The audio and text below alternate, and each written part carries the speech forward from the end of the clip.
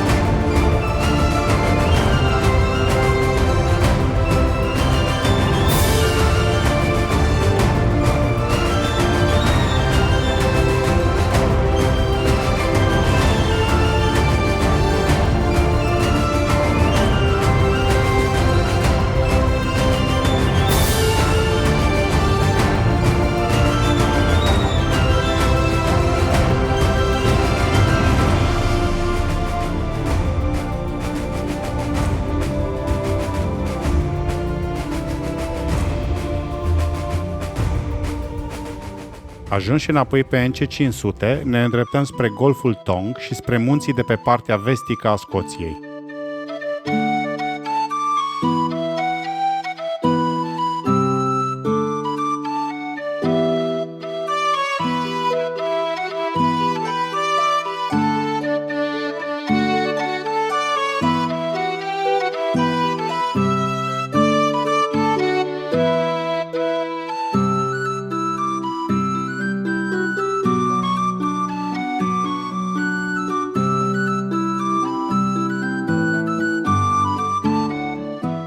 Ne apropiem de estuarul râului Hope. Acolo vom face un mic ocol de 16 km ca să vedem o locuință din epoca fierului.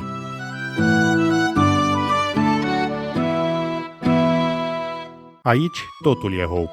Lacul, râul, muntele din față.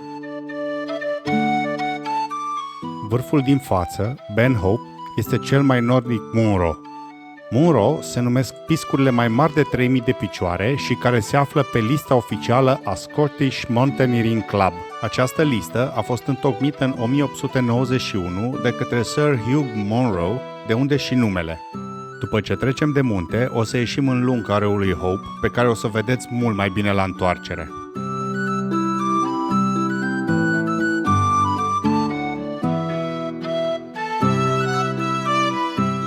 Ajungem la Broch Dan Dornayhill. Broch este denumirea acestor locuințe scoțiene în formă de turn din epoca fierului. Eu parcă scoate și tronuța. Da, o scoatem aici și timp de mult. Da. Și putem să filmăm și acolo, să facem să vină după un pic. Că încoace n-am filmat munții, dar încolo putem filma. Aceste locuințe se spune că sunt specifice nordului Scoției, dar seamănă destul de mult cu nuraghe din Sardinia. Diferența e că sunt mult mai mari și ușile sunt delimitate bine cu boiandrugi formați dintr-o singură bucată de stâncă.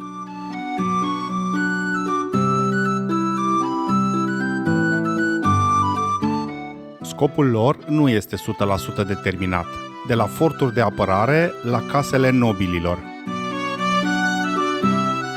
Plecăm înapoi pe valea râului Hope, cu vârful Ben Hope în dreapta.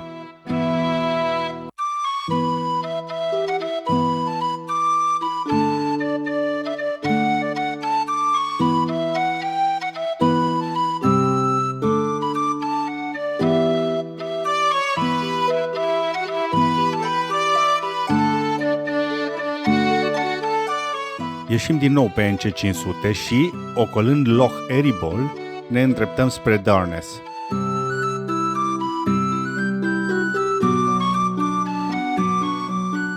Sinabane Beach este prima plajă pe care o vedem în nordul Scoției. După care, foarte aproape, este Durness Beach, ceva mai mare și presărată cu stânci. Intrăm în interiorul continentului, urmând malurile unui golf lung de 9 km, Kyle of Durness. Și continuăm spre sud, spre Ullapool. Încă suntem fermecați de peisaj, deși suntem în a treia zi în Scoția.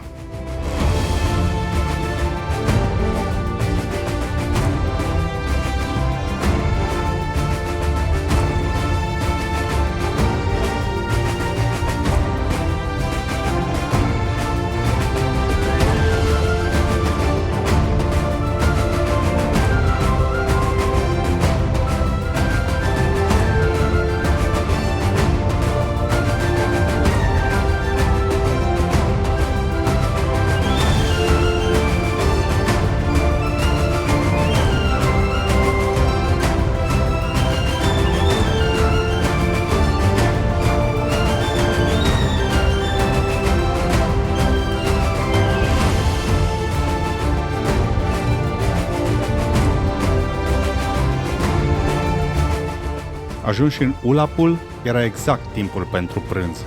Să căutăm un restaurant. Faptul că în port e ancorat un vas de croazieră e o șansă bună să găsim ceva ok. Ullapool este cel mai mare oraș de pe ruta noastră de azi și este situat pe malul nordic al Loch Broom. Și cum următoarea cazare nu are nici cină, nici mic dejun, aici vom face aprovizionarea. Și iată în față și restaurantul la care am mâncat halibut, un pește care, deși prăjit, avea un gust fenomenal. Având în vedere că era târziu, iar vremea nu era chiar strălucitoare, am pornit la drum spre Altbea. Întâi coborâm spre sud, cu muntele Scarmore în față, 1110 metri înălțime și totuși cu vârful în nord. Frumos!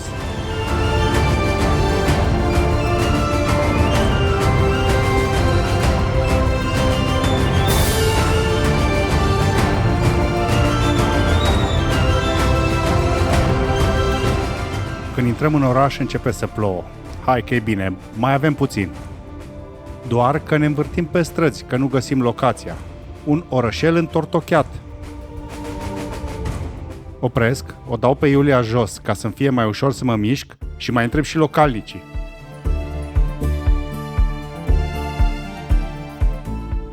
Yeah, we are looking for some place, but it's here, sir, with the boat house. Boat head, yeah.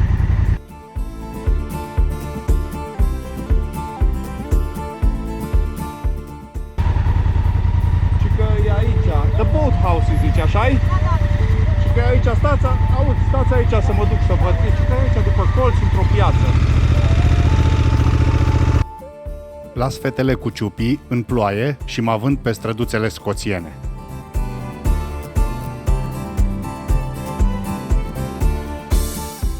Dar nu fac două viraje și, în capătul parcării, dau de casa cu barcă. Asta e, cea mai ieftină cazare din Scoția. Dar parcă simțeam că o să urmeze ceva. Mă duc să aduc restul trupei.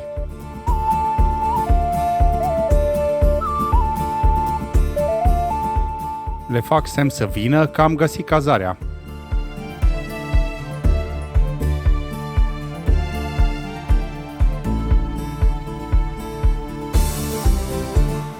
Și începem să căutăm gazda.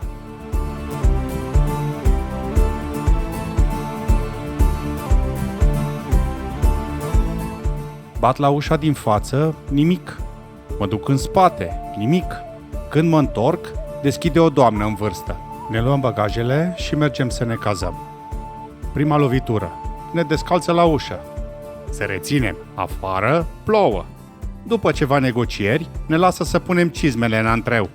A doua lovitură. Nu avem voie să folosim bucătăria și nici să mâncăm în cameră. Noi am insistat că nu putem mânca afară în ploaie. A treia lovitură. Caloriferele nu mergeau. Am rugat gazda să le dea drumul ca să ne uscăm hainele. Răspuns. Puneți-le pe jos că se usucă. Casă mică, cochetă. Dar noi dormeam în dormitorul doamnei care se mutase în sufragerie. Ciupi cu Adina dormeau în camera de oaspeți. Afară erau 10 grade. La fel și înăuntru. Și acum marea surpriză. Deasupra instrucțiunilor de cazare trona poza răposatului și un obiect care arăta ca o urnă. Nu era. Era un suport de lumânări. A doua zi nu mai ploua, dar...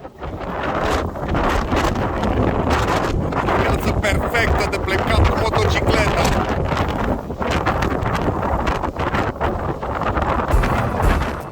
În episodul următor ajungem pe insula Skye, în Glasgow, vizităm castelul Stirling, dăm de o sabie în piatră și ne întoarcem la Edinburgh.